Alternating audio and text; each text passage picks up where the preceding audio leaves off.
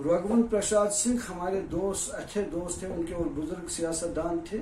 उनके साथ अक्सर हमारा आना जाना रहता था जब वो मंत्री थे और मंत्री से पहले भी, क्योंकि वो लालू यादव के साथ काफी टाइम से, शुरू से ही आखिर तक रहा।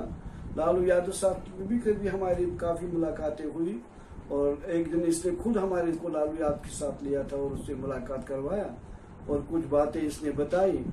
तो इस तरह से हम इनको बहुत अच्छा हमें लगता था। इसकी साधारण जिंदगी थी, कोई बड़ा साधारण हिसाब से चलता था, चाहे वो मंत्री होता था या मंत्री के बगैर भी कभी रहता था।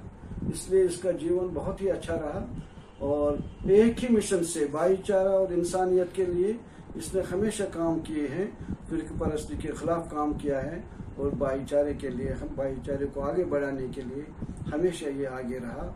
और हम भी इनके यहाँ जाते थे, इनके साथ बातचीत करना बहुत अच्छा लगता था।